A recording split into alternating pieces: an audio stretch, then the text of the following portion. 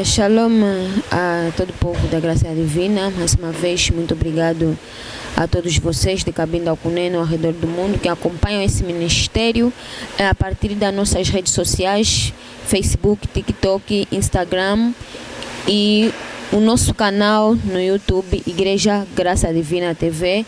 Como foi anunciado o nosso programa de Virgília, 3 dias de Virgília, hoje que terminamos o segundo dia de Virgília, bem amado.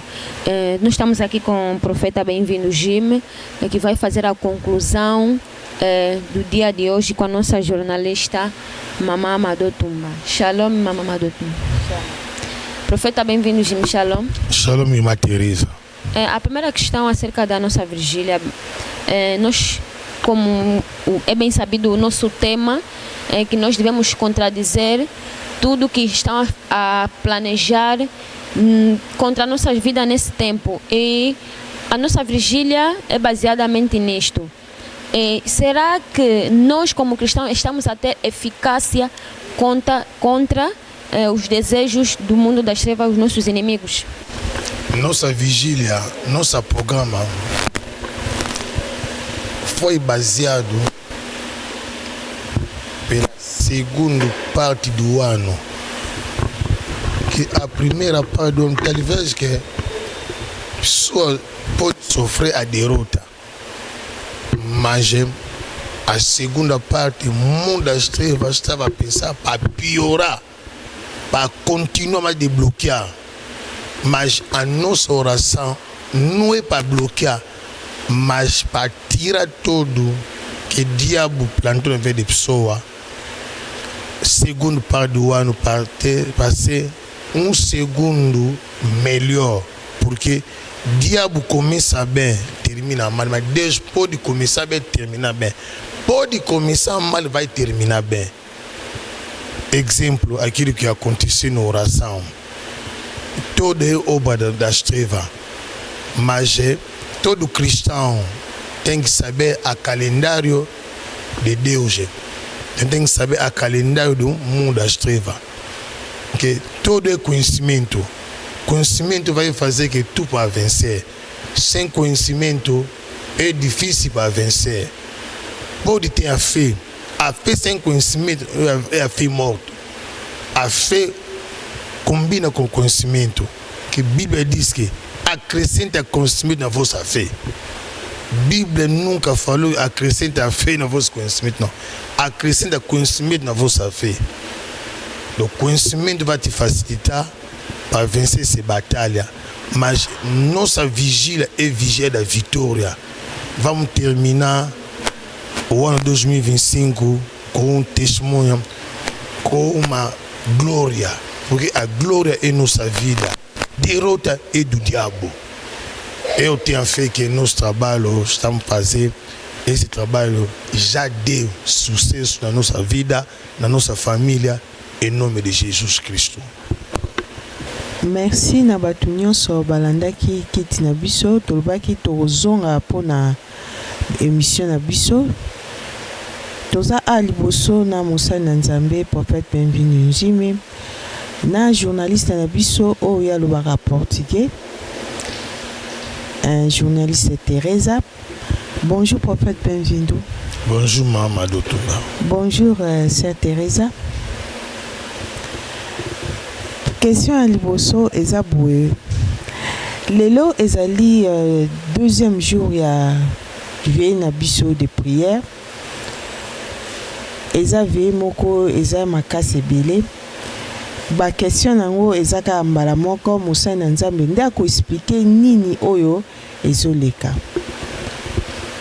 Prophète Bem-vindo. Question à liboso eza boye. Eza question moko na englobe yango 3 questions mais na une question. Ya liboso tango opesi biso enseignement olobelaki sur Ecclésiaste 5:16. Donc kindoki banda nango déjà na Bible. Il y a question B ezali ndenge tosalaki prière na biso olobaki problème à moto ezo croiser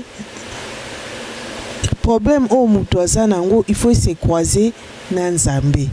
Namoni esalaki vraiment tikotak na mama na biso mama Anna problème na et se croiser ezaki ya tant d'années mais atikala ozolango solution te lelo e ko pesa solution eza miracle moko formidable soki okoko expliquer peuple de Dieu nini oyo esalami eza ba révélation ndeni oyo Nzambe atie kati na yo asali lelo kati na yo pona veye ya lelo miracle wana eza vraiment makasi sauf que peuple de Dieu loko eza veye mingi ba moni yango penza te soko ko expliquer peuple de Dieu.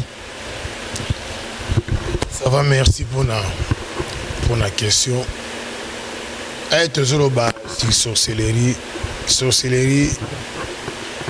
ils ont biloza makambo yo ba ange ba hotel likolo na Nzambe et pas Nzambe nzembe takela ki bango il suffit sali ba confusion na yo wana ba bitumbeleka likolo ba koka ko supporter frappe ya ange Michaelite ndi ba koyaki akoye harmonie akoyaki na Asie mais sorcellerie ezali lokoyo isa monde entier isa na Afrique te kutu ba branche makamusu na simba kite pona na ndeko préparer peuple na moral ya peuple comment to sambela pour ça na beke na landaka ko définir ngo ndenge préparer moral ya peuple te ba moral ya peuple isa vraiment na c'est par rapport à Nzambe azolinga saila bango na loba likambo mingi moto asa esprit faible na zo c'est la délivrance minene esprit ya muke mais aussi la mamba minene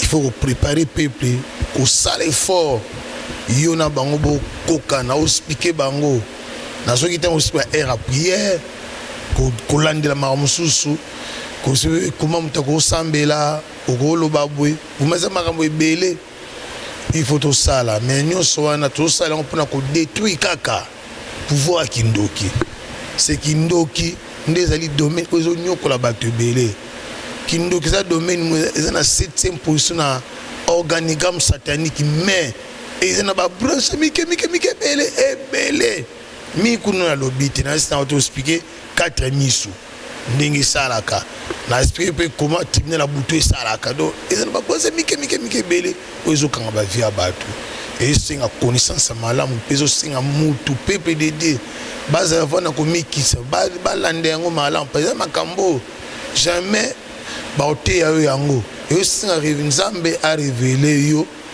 comment message zo salama connaissance zo yo peut partager na bato mususu à partir de moi le bina bingana rumela bakunda mama na cimetière bakunda mama oyo azalaka ndemo na bandi na biso azalaka na eposo bakunda na cimetière ya Kabama bazo bakunda ndeko na zozo akanga makoni na nzete mais telle prière to sali ya moto point to tiser 3 heures ya funda kai na tribunal la buta lo bena funda na tribunal la buto ya zara lolendo ba pese blambe bele ya ngwana lokaye so eto na ndé na zo dije prier na ngana zo na toujours eto komika 3 heures mo faut attaquer banda première attaque wana akokaki yango te nde se manifester à libérer na osenga na église ya Nzambe na ko insister mingi na église ya Nzambe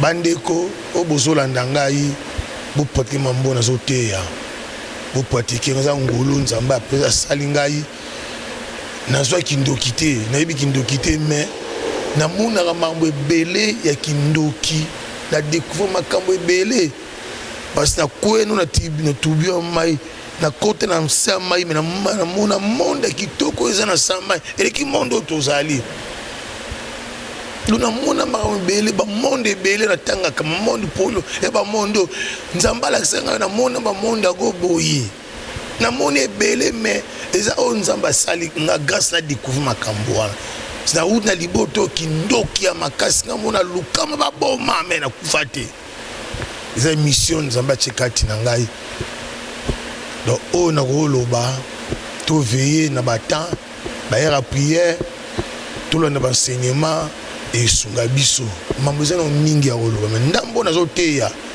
ozolanda ngai landa yango tshana misala na sengi yombongo te na sengi contacte na yo te michana misala yo sunga yo okolonga pouvoir social libota na yo bote okina banda banganga baza bato lokuta bakosa bana lokote epa nzambe tu ezali osambeli apo osambeli otelemel ozole bato ba mono te so prière na correspondre kana mona erwana o libérer fomba moko pa o mona to sama ozotleka do mono na sala yango mingi na koma na leka bato ebele na aveuglement monanga te donc c'est makambo na salaka yango na bomoto boye yango na zospiko na sa onga na salaka donc kola pambola o meso landa ngai abaxelo ami na kombo na Yesu Kristo.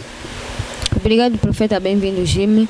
A minha segunda questão é acerca dos envelopes, na qual nós escrevemos o nosso nome completo e o livro de Êxodo, capítulo 20, 24. Eu queria que o profeta bem-vindo explicasse a nós a importância ou a realidade que se encontra neste livro e neste capítulo, para todos os irmãos, se calhar não compreenderam ainda porque que o profeta bem-vindo Jimmy deu essa passagem bíblica de Êxodo 20, 24.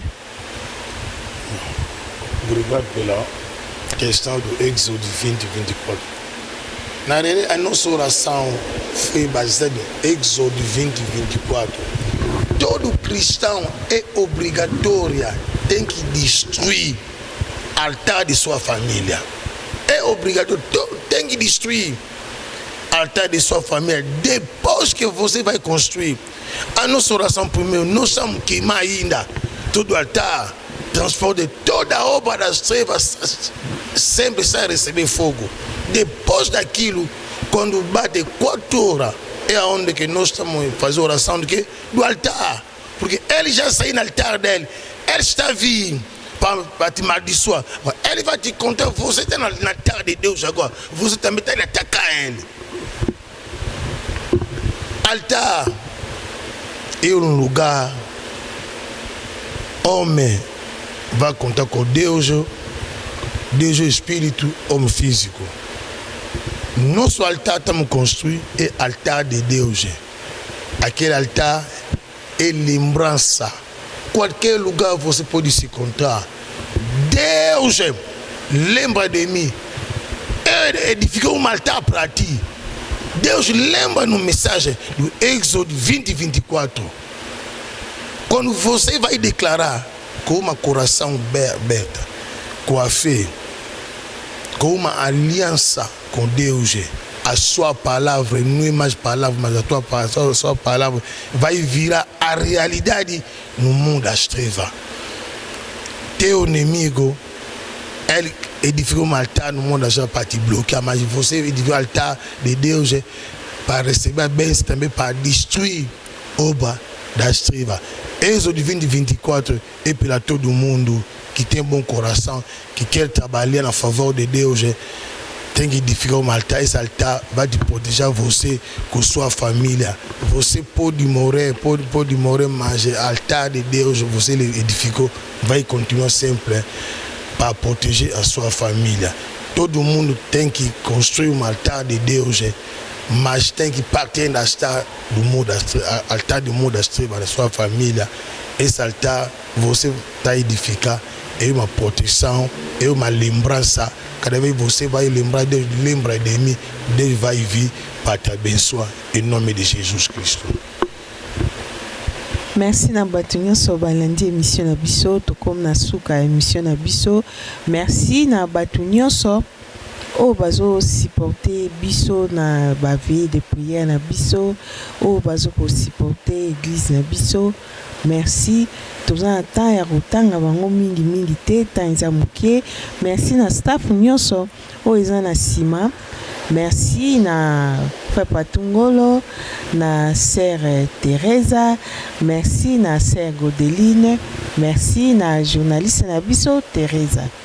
tokutani lelo kaka na 22h. Topesi lisusu merci mingi na mosali na Nzambe ndenge azozwa temps na ye ya koexplike biso na émission, azotransmettre biso ebele. Merci prophète Bienvenu Jimmy.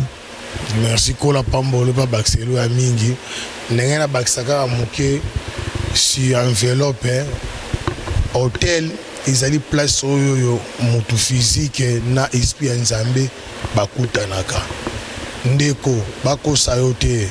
Il faut détruire hôtel ya kindoki ya libota na yo, détruire hôtel ya kindoki wa tongela yo elokaka vi na yo, détruire yango kobosana te le 30 juin lelo nde suka eza lelo o bazo clôturer comment bakolia yo bakunda yo balia libota no lelo ezali fête moko ya kosala na monde de ténèbres biso pe koto tozana bon hôtel contre hôtel.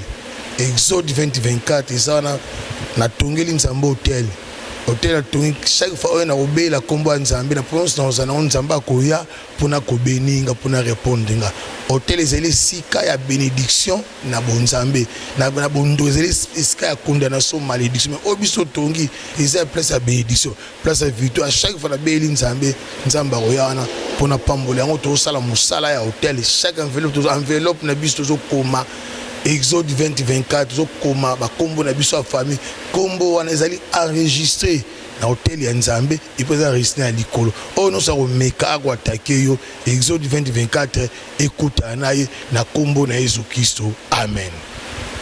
Obrigado, profeta Bem-vindo Jimmy. Obrigado também a nossa jornalista Mamama do Tumba e obrigado a toda a staff da área da mídia. Na nossa câmera do YouTube está a nossa irmã Godelina, na outra câmera do Facebook a irmã Teresa e na outra câmera está o nosso irmão Patungolo. Muito obrigado a todas as famílias que nos acompanham a partir da Europa. Nós vamos nos encontrar no nosso último dia de vigília aqui dentro do Ministério da Graça Divina com o profeta Bem-vindo Jimmy às 22 horas. Até já.